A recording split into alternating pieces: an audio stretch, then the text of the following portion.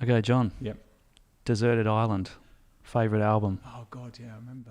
It was going to come up. That is so hard. So okay, So just so you know, yeah, our headmaster here selected Bob Dylan, Blood on the Tracks, all right, which is a great album. yeah, So you've got to do better than that. yeah, I won't do that.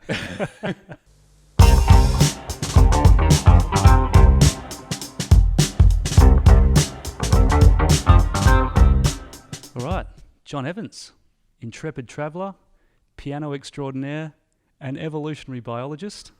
Welcome to the Range Project. Thanks very much. Cheers, Sam.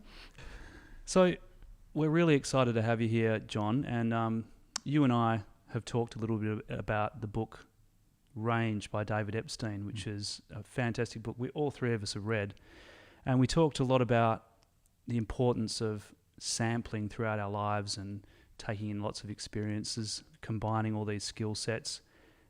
And from my conversation with you and learning about your life history, I feel like you're this classic example of someone who's taken in a lot of these range of experiences. And I want to go right back to the start of your educational experience and look at your time at high school, if you don't mind. Mm-hmm. And how was that for you? How was high school? Well, I hate to say it, there's actually not a lot of high school in terms of what I learnt that I remember. Probably because a lot of the time I wasn't there. But also, well, that's probably not true. But I think high school for me was probably not a truly kind of formative experience in terms of what I'm doing now. Let's put it that way. I was probably much more interested in music and playing in bands and basically in any way escaping from the rigors of kind of education. And I look back and I think probably a lot of that was to do with me and not necessarily anybody else's fault, but I probably wasn't your model high school student, let's put it that way. Do you think the teaching could have been improved potentially? And what were those things that you maybe would have liked to see different? Yeah, I that's a great question. And in fact, I think I probably should say there were some subjects that I did pretty well in, actually. They weren't any of the sciences. And in many ways, I think that's a real shame because I could have been, I could have saved a lot of time getting to where I am now. I think probably for me, the real problem was that I wasn't inspired a great deal by many of my teachers, but actually I remember the ones really very well that did inspire me. And in fact, so they were the topics that I did very well in. For instance, I for whatever reason was very interested in design and craft design. We had a craft design technology course, for instance, and I just remember being really just so engaged. And I think so much of that was about a kind of experiential learning approach. We're actually doing stuff. We could see the results of what we were doing, and we'd work in teams as well. And I see a lot of that now in teaching that I think probably in my day I didn't enjoy. Yeah, it's one of our big focuses at the moment, and something that we've been trying to bring into our design course, being a design teacher myself. But do you think it was always the teacher that inspired you and the way that they taught, or was it just topics that inspired you? Or was it hand in hand? No, I think the teachers had a really big part to play in that. For instance, I wouldn't say I go to an English class, and I don't remember. Your first question is about what was high school like, but I remember particular things that happened in high school that, looking back, I can see that was just because of really great teaching. Now, I think Sam may have even mentioned to you in passing when we chatted about this a while ago, but one of the lessons that I remember most, and it still sticks in my mind, is just a fantastic way of teaching, was basically understanding what a metaphor was when I was whatever age. I think this may have even going back to primary school now. And the usual approach, what most of my teachers would do, of course, would be to write something on a blackboard back then. This particular teacher, and I remember his name too, Mr. Ferguson, he was absolutely fantastic. He used a different approach. He just used music. He played us The Police, Message in a Bottle, and he said, just listen to the words of that. And we went through and we sort of listened to the words, and we thought, this is kind of a bit out there, right? We're listening to a rock song in the middle of in English class. He said, right, well, now you know what a metaphor is. And that lesson for me was just like how you kind of engage senses that aren't necessarily just, I suppose what we call now a sort of didactic sort of teaching approach, where you're just a passive kind of recipient, and rather you're sort of engaged in it. You're trying to actually figure out what's he getting at here. Yeah, I think sometimes when students are given the opportunity to actually make mistakes themselves, that's when they learn the most, as opposed to being told. I agree. I think there's a lot of switching off that happens in those circumstances. Absolutely, yeah. So it's a bit counterintuitive. You're a scientist now, right? And science, you were not enjoying science at school from our conversation. Can you shed a bit more light on that? And because it seems like a bit of a counterintuitive thing that someone who really wasn't enjoying science much ends up in the field that you're in. Well, I didn't even pass I went through the British school system, so we did O-level CSEs if you weren't good enough to get into the O-level class, and that's where I was most of the time.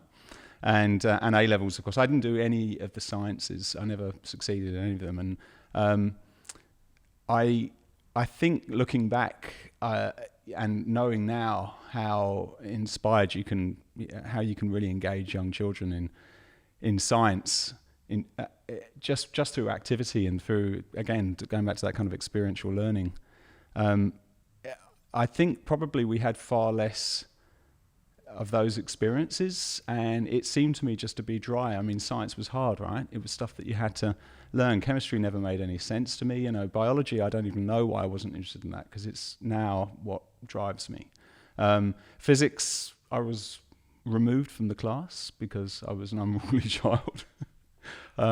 So yeah, the sort of looking back, I'm kind of quite embarrassed really about kind of how, if you like, a lot of it would have been down to me, but I think also it probably came down to some extent to the fact that I didn't feel particularly inspired by the topics. I don't think there was enough excitement put into it, and I think that's something now that really guides how I teach now, because of my own experiences of not being engaged. And I think it's so sad if kids aren't engaged in science, obviously, in particular for me.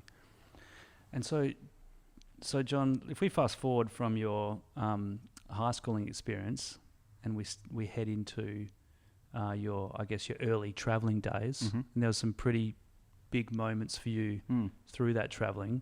Can you tell us a little bit about when you first travelled to Australia, and there's a couple of epiphanies that happened there from our earlier conversations. Can you share a little bit about those? Yeah, so I went from school to some pretty unhappy jobs, I guess. I mean, initially went into banking, which I loathed. I mean, it turned out I was quite good at it, but I absolutely hated it. And then went into accounting, which, funny enough, I found quite enjoyable, but not something I wanted to do. And I used basically those years to save money and travel. And I can honestly say that I had very, very little idea about what it was that I wanted to do. I didn't go away to find myself. I went away because I wanted an exciting adventure. And so Epiphany 1 came when I eventually left Sydney after doing all sorts of jobs. In fact, I think David Epstein would be pretty impressed with the range of things I did. Everything from selling potpourri door to door in King's Cross to working in an insurance company as an accountant, without necessarily the qualifications to back that job up. But so I earned enough money to then hitchhike up to Queensland, and I did a diving course. It's something I'd always wanted to do, and I think it was probably after my first or second dive. It really was an epiphany moment, for me. I remember sort of looking at what was down there on a coral reef and just seeing this diversity of life, and it's quite different from West London where I grew up. And I guess I wasn't prepared for it, but what it did is it just kind of opened up a whole kind of plethora of questions to me and I didn't know any of the answers. I had absolutely no idea what I was seeing, but I wanted to understand it. So I remember really clearly that experience, and then going back to the backpackers where I was staying and writing a letter to my parents and saying, well, I'm going to be a marine biologist. That's it. That was after dive 1. So what age were you when you wrote that letter? 21. Yeah. So a 21-year-old without any formal scientific passes under my belt. No A levels. You need A levels to get into university in the UK. Much like an ATAR, and I didn't even have the O levels. So I really was sort of quite a long way behind the curve in terms of where I needed to be. But I knew I was going to do it. That was it, and then I continued backpacking across Australia, and several months later I found myself here in beautiful Western Australia, and I fell in love with the state. And we were camping along, sort of petrol sharing, and as you do as a backpacker, and camping out under the stars. And I was sort of looking up, and I honestly had exactly the same kind of sort of wonder, I suppose, when I looked at the stars and thought, you know what, if I hadn't decided I was going to be a marine biologist, I was going to be an astronomer. So it could have been either. If I turned up at Western Australia first, you might have been talking to an astronomer today, not an evolutionary marine kind of, oriented biologist. The interest came first in marine, previous to being interested in evolutionary biology. Yes, yeah, that's true. So when did the interest in evolution come in? Oh, glad you asked that, because that is actually where I kind of diverged a little bit from what I was studying. So I eventually got to university via a path of colleges and catching up and getting all the qualifications I needed.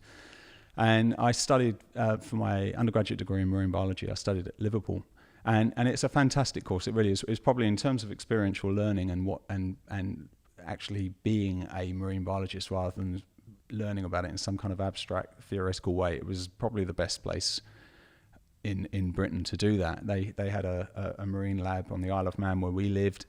And I'll get to the evolution part, I promise you. But but basically, the course was very much sort of giving us a really great education, I think, in marine biology, coastal ecology. So can you explain a little bit how that works, a bit more what that experiential learning was like for those of us? Yeah, right. Not entirely sure. Well, what it was like is what the reason I was actually attracted to Liverpool in the first place was because of their marine laboratory that they had on the Isle of Man, which is an island, if you don't know, in the middle of the Irish Sea, halfway between Liverpool and Dublin, I guess.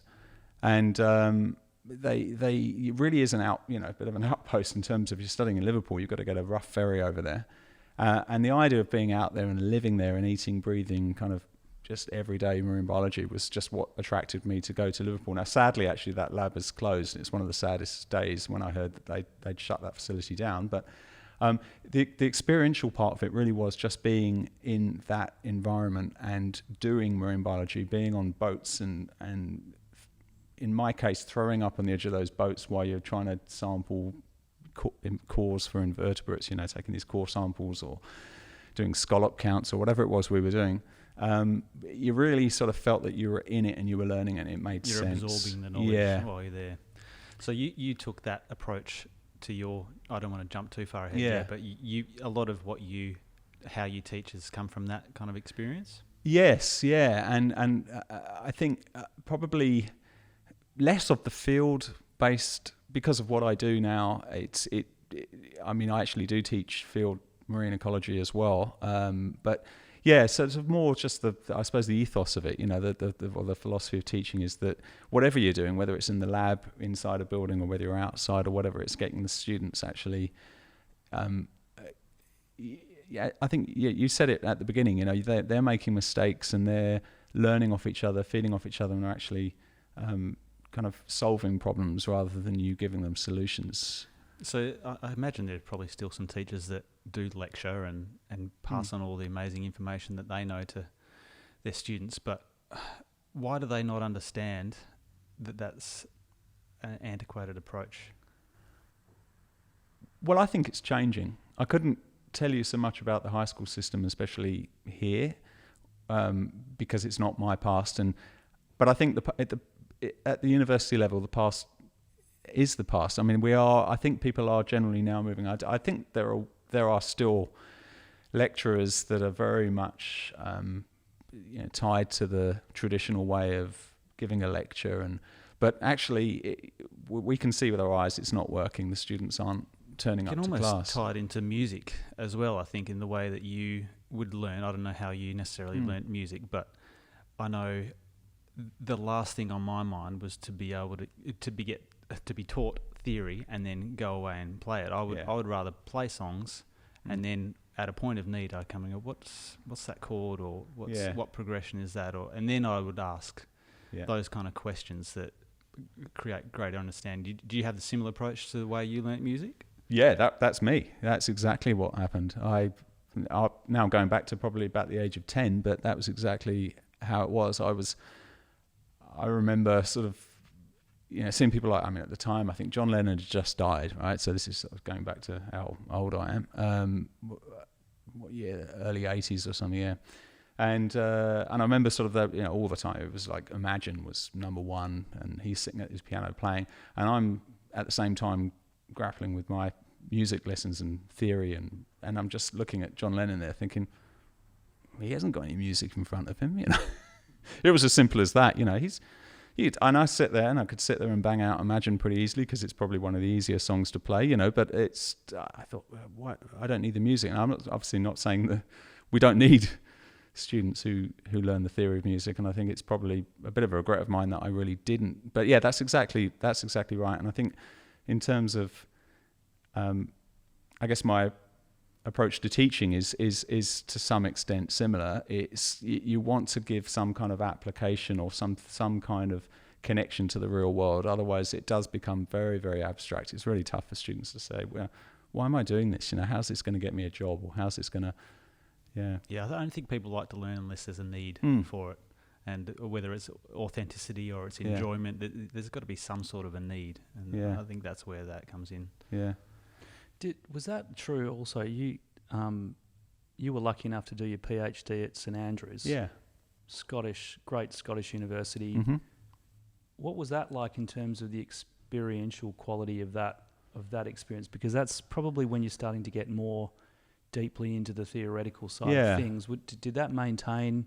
And what was it like to study there? Because this is a Scottish school and steeped in history. Scottish history, so yeah. Well, it was great. I mean, in terms of it was necessarily an experiential experience because I was doing a PhD, and so we didn't have any lectures. In fact, even now, some of our postgraduate students are still have the odd lecture, but we didn't have any. So it really was completely. I'd kind of trained for it, I guess, through honours to an extent where I'd done an experiment and kind of, would publish the work from my honours, and I kind of knew how it worked, but I was just gunning to get in there and actually do it, and to actually come up with your own ideas, and your thesis is really your thesis. It's at the end of it, it's a book that you're going to produce, and it is by definition a book of original work that you've, with obviously a lot of mentoring and collaboration along the way, but at the end of the day, the buck stops with you because it's your name on the thesis.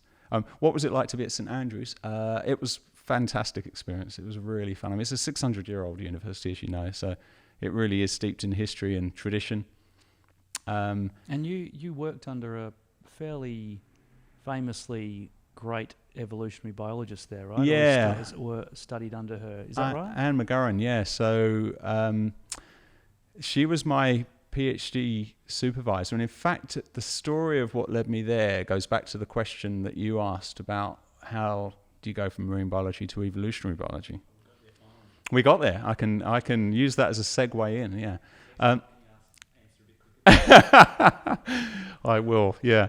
So I was saying that obviously I was on this sort of ecology, biology course. It was very much about how animals work and where they live and how they interact, and that's great. But there was very little in the way of evolutionary biology in there, very little in the way. And to be honest with you, I didn't even know I was interested in that until I picked up a couple of books, well, in fact, more than a couple, but two in particular, The Selfish Gene by Richard Dawkins, which of course most people know, and another book called The Beak of the Finch by Jonathan Weiner. And that for me was another epiphany moment. It was... So is that about that couple that worked in the 70s? What was it, the Grants? The Grants, yeah. Rosemary Grant and Richard, if I'm not mistaken, yeah.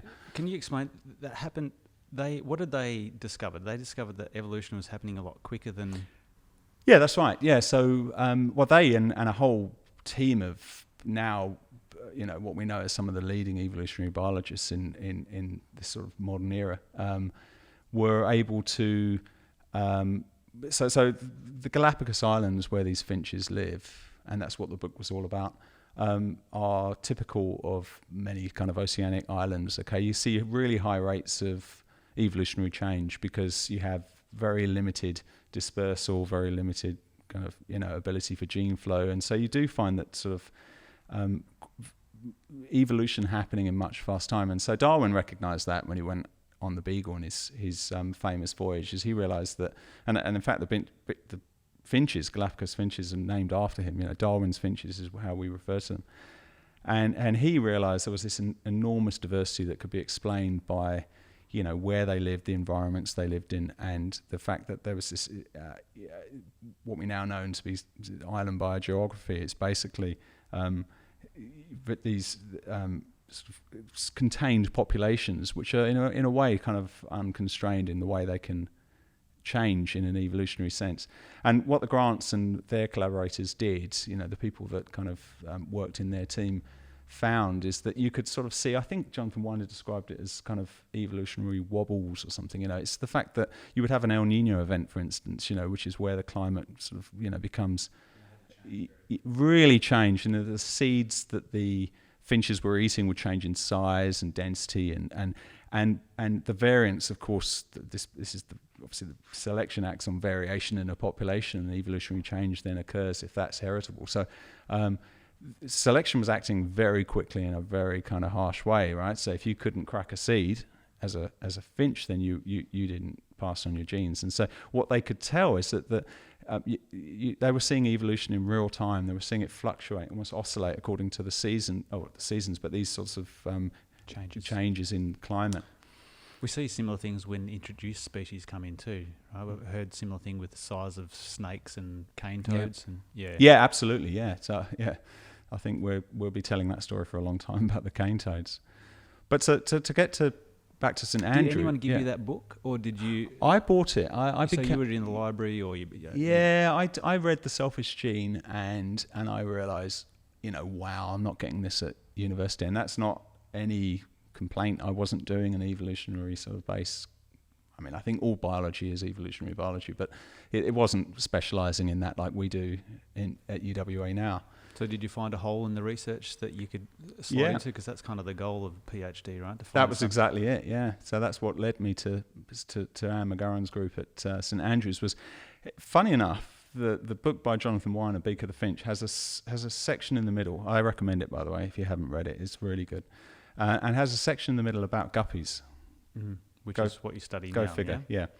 And the reason why he included a small section on guppies, and in particular Jon Endler's work, and Jon Endler is a very famous evolutionary biologist, and his work in the 70s and 80s was really groundbreaking in just the same way as the Grants' work on finches were.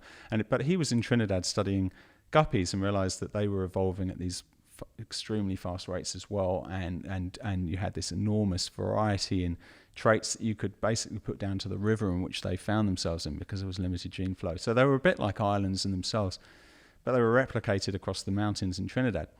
And I read this short section and I just thought, oh my God, what a system. And who was working on it but Anne McGurran. So I wrote to her as a second year undergraduate student and said, look, is there any chance I can come to your lab and do something? And she wrote back and said, sure. So I went up in my summer break between second and third year and did 6 weeks in her lab. We had a study which was eventually published by the Royal Society, and that kind of then, she said, well, are you interested in a PhD? And I was like, yeah. So that took me to St Andrews. So was the appeal for guppies because they changed so quickly as well? And that was because why guppies? Because they were such a great model. They were clearly a model species in much of the same way as Drosophila is for geneticists, as the finches were for the evolutionary biologists. Guppies were fantastic for the same reason for evolutionary biologists. They, in particular, I developed an interest in sexual selection, which is, the selection on traits that enable usually males, it acts most strongly, to reproduce and to fertilize eggs. So you've got all sorts of very, very strong selection pressures there, because obviously the currency of fitness. Was that the biggest driver for their rapid change, or was it more environmental, or was it genetic drift, or what was the... Well, here's the thing. So Jon Evans' work was really important here, because he was able to show that although, of course, you've got the incredibly strong evolutionary force towards being a really bright male, okay, so females prefer really bright orange males. That's the universal sort of trait that females find attractive. Now, predators quite interested in things they can see too, right? So what Jon Evans was able to show is that the balance between being conspicuous on the one hand, and making yourself attractive to females, but putting yourself at really high risk of being eaten by a predator was what drove these evolutionary kind of divergence in these populations. So he was able to show that within the same river, and in fact my own PhD work kind of did some of this, sort of went on from where Jon Evans was working as well, but you could show that within the same river, a waterfall would separate a population that within a single river of guppies that either lived with a predator or didn't. Okay, so above the waterfalls, the fish were living without predation, and below the waterfall, there were predators everywhere. Okay, the predators never made it up there, and what he was able to show on a much broader scale, and also experimentally in his labs in the US where he was working at the time, was that you could move guppies from one of these low predation environments to a high predation environment, and you could watch them change. You could watch evolution over 10, 11 generations. You'd see that they would conform, if you like, and it was heritable, and it was imagine clearly... they reproduce quite quickly too, right? They so are. How long is 10 generations? So they're about 3 months per generation. So they're actually one of the... In terms of a vertebrate, and this is another reason why they're such great evolutionary models for lab studies as well, is because they've got short generation times. They're easy to keep. They're very, very easy to keep. Well, everybody who has an aquarium has probably got guppies in it, right? So, yeah, they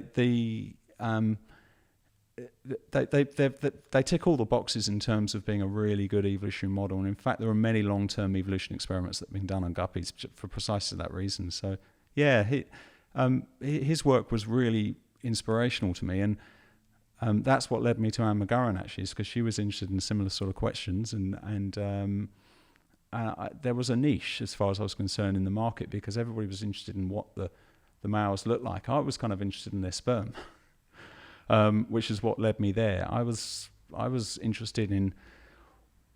We knew that they were highly kind of promiscuous as a species, right? Females are mating with lots of males. Males actually constantly undermining female resistance. And it's sort of a fish equivalent, really, of coercive mating.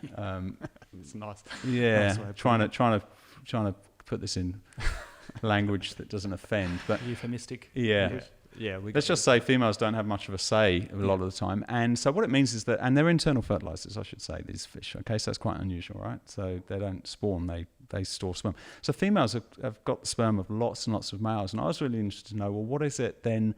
Clearly, it doesn't matter whether that male mates or not. It's whether or not his sperm get to fertilize a female's eggs. And so I was really interested in that. That was what drove me is, what are the possible trade-offs if you're a really colourful male that's attracting females? Maybe you're paying a cost in terms of how good your sperm are and things like that. Yeah, because it doesn't necessarily come down to how bright you are. Really, it's a little bit of luck, I guess. Yeah. Well, in the case of the guppy, an individual male will use one of two strategies. It's not like you don't have alternative morphs like you do in some species where you sneak, and you're really small and you're like cuttlefish. Possibly like cuttlefish, but certainly things like salmon, for instance, are a really great example. You get a little tiny par that never leave the river, and they sneak, and females don't like them, but they enjoy massive reproductive success because they're able to get sperm where they're needed. Yeah, cuttlefish do a similar thing, and they can pretend to be females. Okay, and they kind of infiltrate the female. Yep. I don't know what they call it, harem, and you can reproduce. That's that way. right, and so that's a perfectly good strategy, right? And so there's really strong selection. Be small, don't attract females. That's not what you're doing. And then you've got the other ones that go out to sea. They spend years to grow. They come back, all that investment. But then, of course, they enjoy the rewards of being the preferred ones, right? So it's this kind of balance. And that's what we call kind of disruptive selection, okay? You've got selection favouring two peaks, really small individuals and really great big ones with big red hook, the hook noses they've got. And well, guppies are different because they do both. And so you've got to be kind of good at sneaking, but you've also got to try and attract females too. And we're really interested in how males kind of trade that kind of balance of behaviours. That was a big part of kind of the human equivalent of like an MMA fighter and someone who likes fine wine. Yeah. There's a study. Yeah. John, can I just ask, is there a kind of lab in every evolutionary biology department around the world where someone's studying guppies because they're so damn good to study on an evolutionary basis? Yeah, luckily there are other good models as well. So yeah, they're not the only one. They're a particularly good one if you're interested in questions that I was interested in, which was very much about natural variation. I wanted to go to Trinidad. I wanted to understand evolution in their actual habitat. There are plenty of models out there that you can look at in the lab, like guppies as well. But and when I came into this sort of world as a quote unquote guppy biologist, there were lots of them, but there was only about one person that I knew of, or maybe two, that were studying their sperm. So it was a completely new field. Now everybody's doing it, and I've kind of moved on from that anyway. But it seems to me that whatever you're studying, even if all the labs in the world are studying it, you'll always find a question.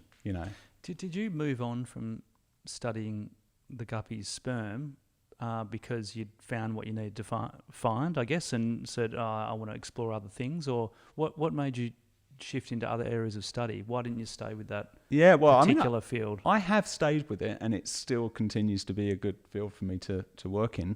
No, never got close to an answer. And I think probably any scientist that you say is, have you solved the problems in your field? If they say yeah, then there wouldn't be a need for scientists, right? So, does it come from a broader question that you want answered in evolution as a whole, or do you really just want to find out about what your little area can discover?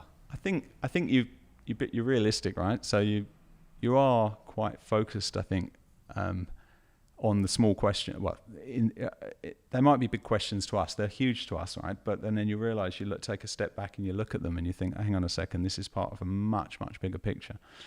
So I don't think at any stage I've ever thought that I've even got close to solving the problems in my own small niche. So to answer that question, no. But the big picture, that feeds into what we do as well. I'm not just looking to see what other guppy researchers are doing, right, and saying, okay, there's a question that I've got to tie up that loose end. You find out, for instance, like in the field of epigenetics and clinical medicine or something really cool, and you think, whoa, maybe that applies, right? And so that then just creates this whole new field of research for you to focus on, and I think that's what drives scientists, right? There's always a question. But on the multidiscipline thing, do you do any of those multidisciplined? I can't remember what they're called.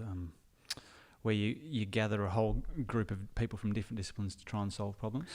Yeah, absolutely. Yeah, I mean, at the moment we are working with human fertility experts, with geneticists who have much more to do with Drosophila, for instance, than with now this isn't even a guppy project necessarily. In our work on broadcast spawning invertebrates, we're doing some work with those people. But even in the guppy world, we've got the omics sort of people, the people that are interested in gene sequencing and never really thought about a fish, a so piece what comes of DNA. Up in those discoveries and conversations of a mixture of broad people as opposed to just highly specialised guppy evolutionary biologists? I think creativity comes out of it. It's a really great way. So I've just today spent half my morning just organising researchers on three different time zones to have this conversation about a grant that we won at the end of last year, where we have brought together exactly this sort of disparate group of people, quantitative geneticists, genomics experts, ourselves in kind of the more kind of pure evolutionary kind of field. And we're just about to start this conversation now for a new grant, and that's typical of the way we work. And in the past, we've worked with hydrofluid dynamics people, who've got, they no interest in sperm, but you realise that the kind of things they're interested in, with these really low Reynolds numbers and things that are really relevant to, say, for instance, the environment that a sperm cell finds itself in when it's trying to find an egg. So having those kind of perspectives, I think, at the table, it's really. The book by David Epstein that we've all read, obviously, it really touched a lot of areas or resonated with me for exactly that reason. You get more people with more experiences and more interest in the room, the better. You said a lot of the things that I wanted, that I'd always thought. It really solidified all of that. Absolutely, yeah. How do you go about selecting a team of people to do that, right? Because there's all these, if you're branching out into all these different disciplines, how do you know which is the epigeneticist in Finland or something that you want to bring into this project? Is that a matter of reading the literature out there and going, okay, this person could link up with us? How is that decided? Some of it's just serendipity, right? So we go to a lot of conferences when we can, the days when we used to be able to travel, and a lot of people say, why don't you do all this online? And I agree, we should fly less, right? And we should probably not have to have these sort of grandiose meetings on the other side of the world. But in fact, it's at the bar. It's when you're having chats to people and you realise you've got common interests, or you see a talk by someone, you think, wow, how would that apply to my system? We had a visitor, for instance, the hydrofluid guy I was talking about. I can't even remember what his major interests were at the time, but there was certainly fluid dynamics. He was more of a physicist than anything else, right? He just happened to visit the lab. He was the partner of a researcher that was doing a project with one of my colleagues, and I think I had coffee with him one day, and then he says, well, what are you interested in? And he went, I study fluid dynamics, so that must apply to sperm. So we had a paper in the end from that, where he would do a lot of complex modelling and things, and we would argue it from a very sort of the perspective of a biologist interested in how a sperm finds its way to an egg. And those kind of, so I think, so a lot of it comes down to luck, those sorts of meetings. And no, I've never sort of been on Google and said, I need an epigeneticist or something, and I've got to find the top one. I think I'm lucky enough that I've met people, or I've been put on to people and then developed friendships, and often these things don't happen overnight. They're conversations that the grant that we've got at the moment that is just starting now, which is on guppies, was 2 years in the making, 3 years in the making. It started from my sabbatical in Europe 2.5 years ago.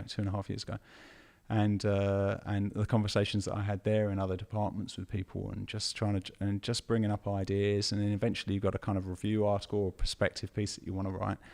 You're all fired up about it, and suddenly you've got your team, right? I was in 3 labs, and there was a person in each one of those labs that I wanted to work with in the end, and we're great friends as well. That's the other thing. So, yeah, communication's so critical, isn't it? And that's sometimes a skill that's not always associated with scientists. There's been, whether it's public relations kind of communications or communications within departments. What are your thoughts on how well science is communicating with public and its peers? Yeah, it couldn't be more important. I think it's a central part of what we do. I mean, if all we're doing is talking to each other, right, then we've failed. If we just produce learned articles that will be read by a handful of experts, I don't think we've done our job properly. I think a huge part of what we should be doing, and to be fair, many people are doing it very, very successfully via social media, this kind of conversation that we're having, is to engage and actually get the public on board and interested in what you're doing. We're also at peak misinformation in the history of humankind. So how are we gonna resolve that? And this kind of suspicion of science and all that kind of stuff. Yeah, it's profoundly depressing. As a scientist, it's look, I think what we don't need to do is be evangelical about it. We don't need a soapbox. Okay, so we need to talk, Is it just education? Is that what needs to right happen? from the start? Yeah, I think it comes down to, if you guys are doing a great job at this level, right, with the kids that are coming through. Sam needs to work on it a little bit. That's where it all starts. I mean, I think you guys have got such a huge responsibility in that regard, in terms of getting those kids into. And obviously, I've got a bias towards the kind of STEM area, but I think this applies across the board. If you've got inquiring minds, I hope we can combat the kind of misinformation that we're seeing and this distrust of scientists and things. I mean, never have we in, I think, the history of humankind really needed scientists more than now. Way before COVID. I mean, we're dealing with real, major, potentially catastrophic issues on the planet, and it will be science will play a big part in leading us through that. And I think as soon as we can communicate that in an effective way, then we'll have people on board. Yeah. Do you think science is attracting the brightest and the best? Well, that's a good question. I wouldn't want to say anything disparaging about the non-science topics, because there are wonderful people going through there. Look, I think science in general, science topics obviously that need to often have a higher ATAR, right, to get into. If you want to go into medicine, then it's extremely high. What is it, 95 or something, or 90? 99, there you go. So, I think that way, of course, there is selection, but there's a lot of work that has to be done along the way. I think we have very, very bright students that go through science courses at university, for instance, that don't then go into science. I think that's really valuable, that they take away those experiences and then take it, for instance, into a completely different domain. That's not an issue, but I think it's important that we do continue to attract not necessarily the best in terms, if you want to call best in terms of the high-flying students, but I think the best suited, the ones who have those inquiring minds. That's what we need. I certainly wouldn't have got into science if it was all about how you did at school.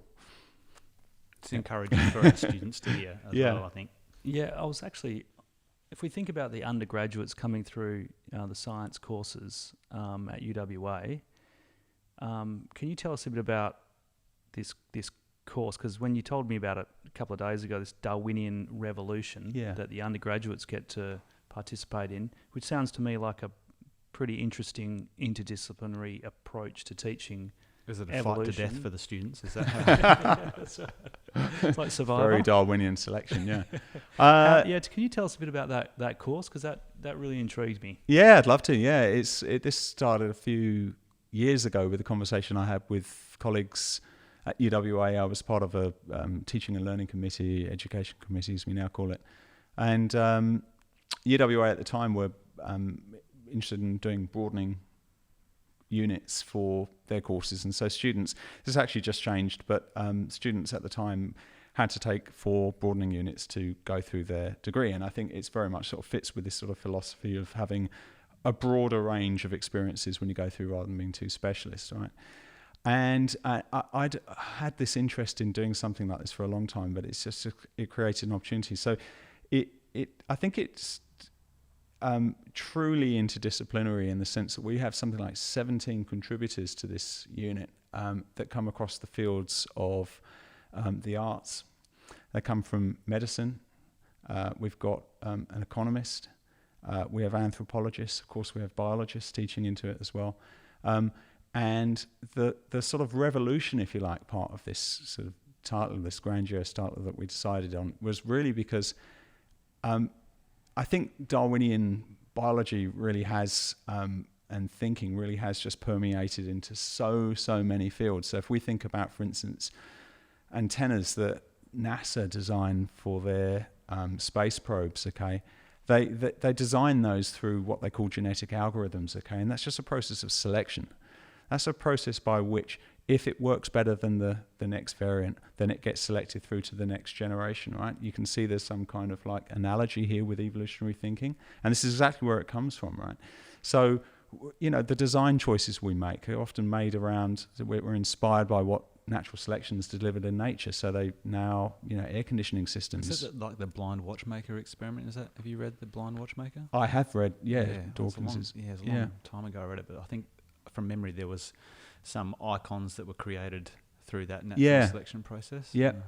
So you sort of see it just permeates in so much of kind of human endeavour and the arts. We're so inspired by what's the natural world around us. But we also deal with a much darker side of Darwinism as well. We don't shy away from the fact that it's not all good.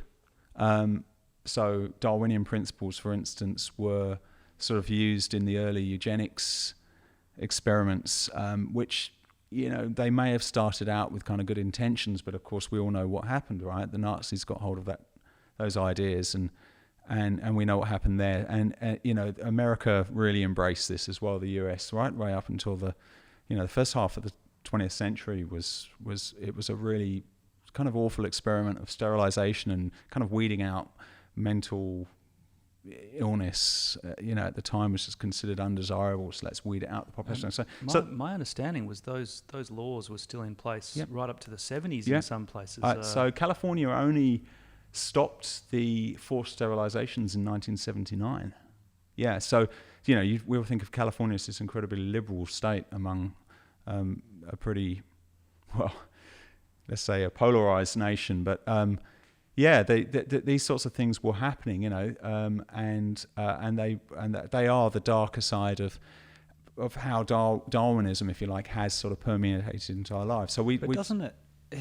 Darwinism talks about change and mutation being the greatest driver of success for anything. Yet, if you eliminate it all by eugenics, isn't that counterproductive? Well, eugenics was all about using the principles of selecting what was considered to be desirable traits. So in a way that natural selection or artificial selection, if you were breeding dogs or horses, right, is that you would pick out the genetic variants that had the most desirable traits, right? So desirable, well, they would look at certain,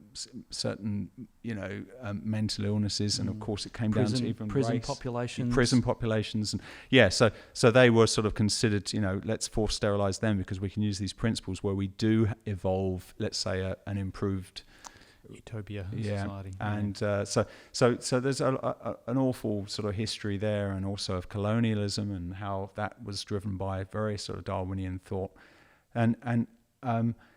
but there's great stuff too, right? There's our understanding of host parasite interactions and how that's influenced medicine, and what we're talking about genetic variants at the moment of COVID, right? And we know about this because of evolutionary science. We know how to combat that. We understand the immune system. We understand how the immune system evolves very quickly and how our parasites evolve. So when you think about just about everything that's important to us, you can sort of find, whether it's the design of our, power stations or houses, and the art that we see, the medicine that we enjoy now, has so much of, so this revolution, if you like, is really sort of ongoing, I think, and what it does is it brings in the students that do this unit are coming across the entire university. There's no prerequisite for them to have any scientific expertise or knowledge at all, and so that's great, because what it does is it sort of, I suppose, it exposes them to really what for me is and what was one of the most really groundbreaking theories in our time, I mean in modern humankind and in the scientific sort of era, and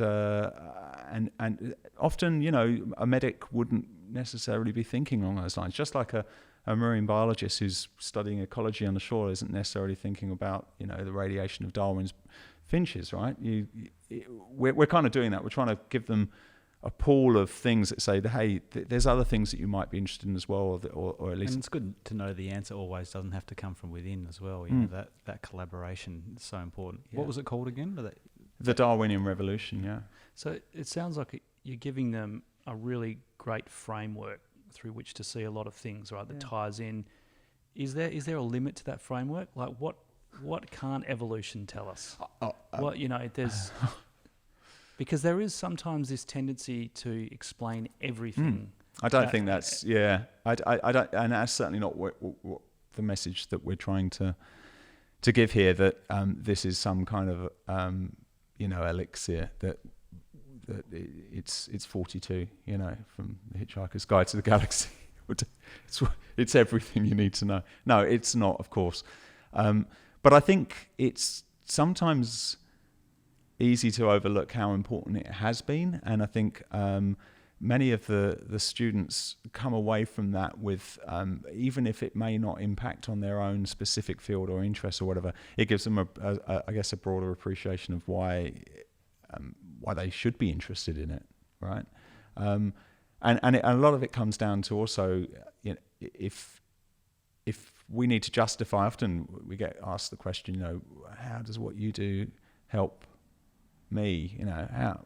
Why should the taxpayer pay for this? And it's a good question, because the taxpayer does pay for most of what we do, and we need answers for that. And so this kind of thing this unit, it does let you see that pure blue sky science. I can guarantee that Darwin wasn't thinking about any of this stuff at the time, and very few of his successors, of evolutionary biologists have necessarily sit and think about trying to justify this. But actually, when you start to explore it a little bit more, you realize that it's really relevant and it's really interesting. And in fact, even if you just like watching David Attenborough and understanding a bit more about the natural world that way, or where did that information come from?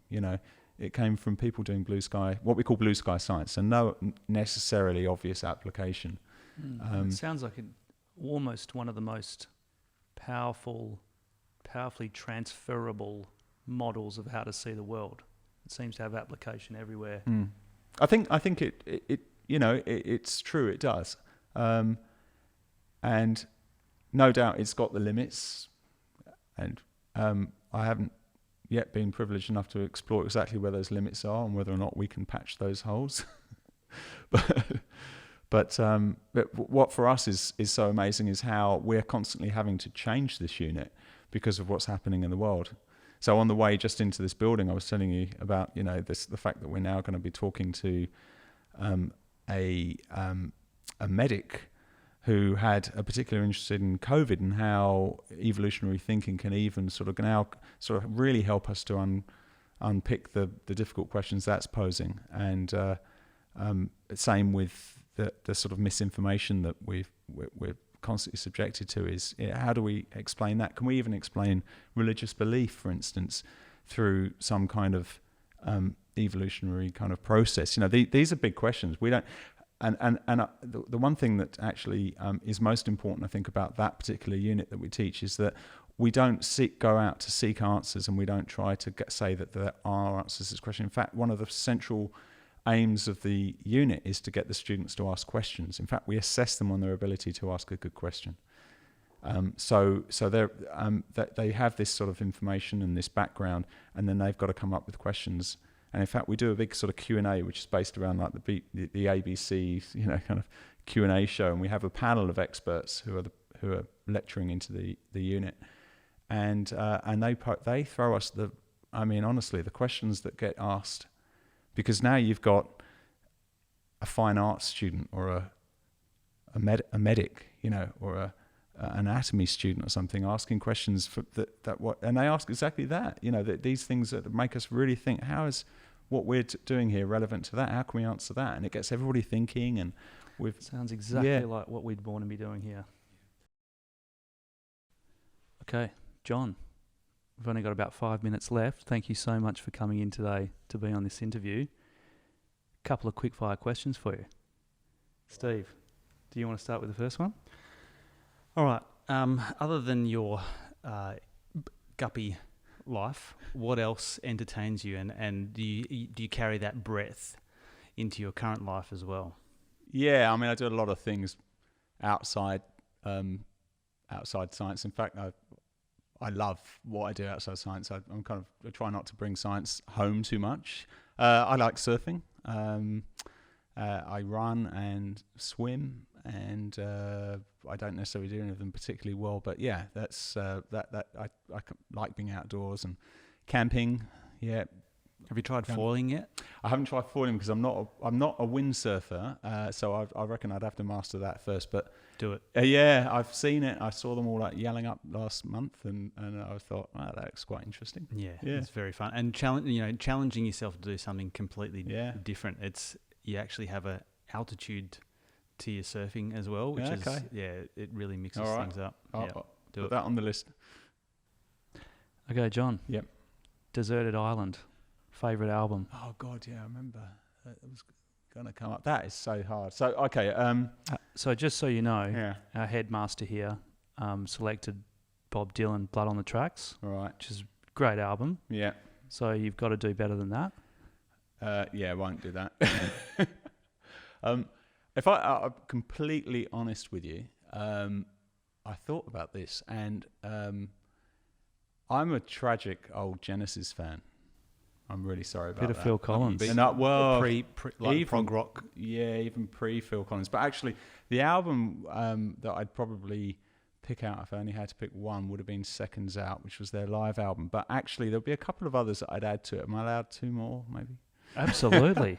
Absolutely. Well, I go for the box set of everything the Police ever wrote, because we can call that an album, right? Message in a Box, it's 4 CDs, call that an album. So that gets the Police in my collection. And then it would be one of the Ben Folds 5 albums. Yeah, I'm just trying to pick which one it would be. But yeah, did you saw him in Perth? I did. I did see him. He's one of my heroes. Yeah. So he's been locked in an apartment in Sydney. For the whole He was supposed to do the tour March last year. So he's just been doing. I only found out recently. Been doing house concerts. Yeah. And I was like, missed out. He's doing that, but I think he was putting himself to good use. He wrote a song, didn't he, about that 2020. Yeah, it's really he's amazing. Yeah, absolutely, really inspiring musician. That guy.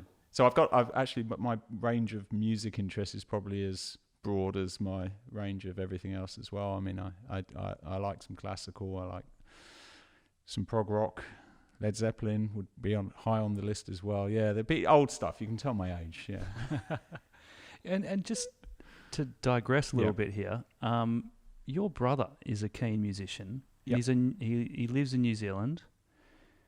Is that right? Currently lives in, was living in Auckland. I remember you told me about this amazing project that he was involved in over there with a production company. Oh yeah. So can you tell us a bit about that? Just so quickly? I've got 3 brothers, and the one probably that's most musical is actually in the UK, but we're all musical in our family.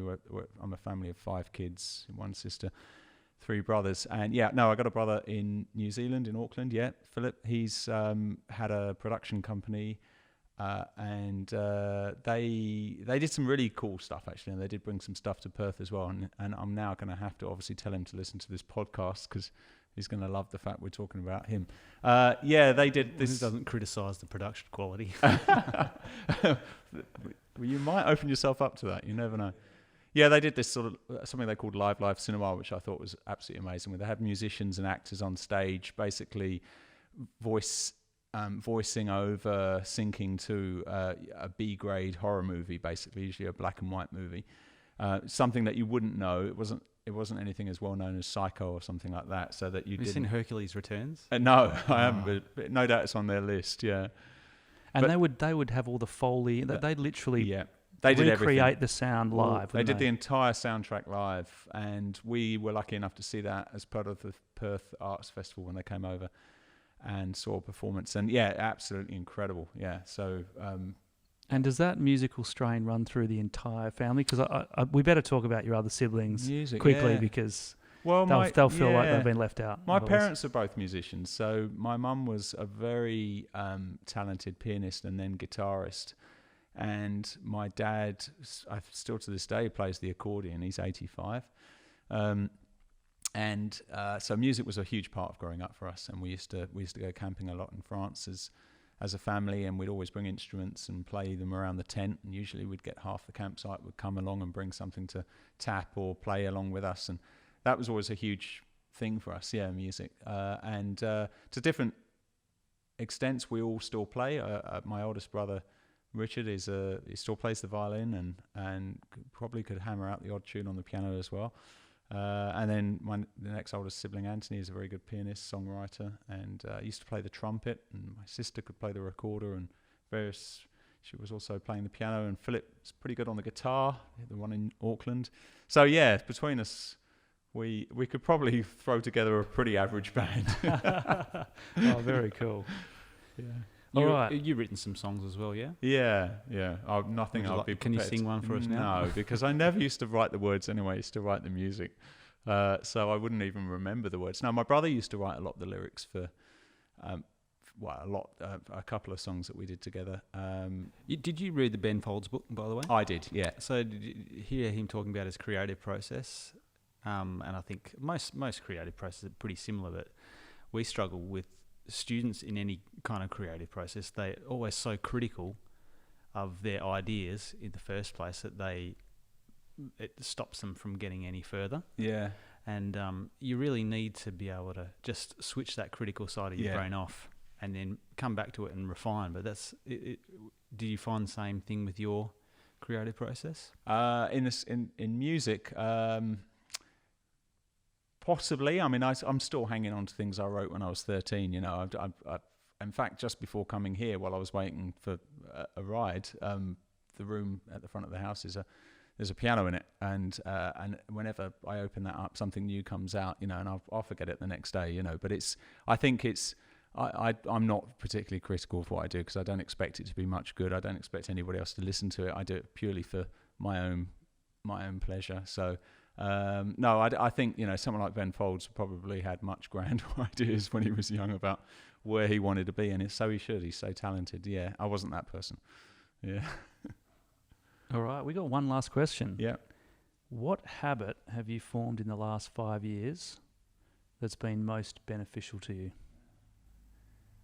Well, I don't know if you call it a habit, but something I'm trying to turn into a habit is a bit of mindfulness. So it's sort of taking time out sometimes just to focus on the here and now. I think I didn't even realise at the time when I was surfing, this is what I was doing. I was on a surfboard, and I realised that I could while away a couple of hours and never thought about work or family issues or money or anything. You know, it was just, I was completely focused on the moment, and I didn't realise that actually that's mindfulness. And I realised just how helpful that's been, especially over this last year, which has been a bit of a challenge in many ways for all of us. So yeah, I'm trying to make that a habit of at least doing 2 or 3 sessions a day and just taking time out and just kind of breathing and not thinking about anything. So I would like to call that a habit. It's still something I'm trying to turn into one, but I think it could be probably the most useful thing I've done.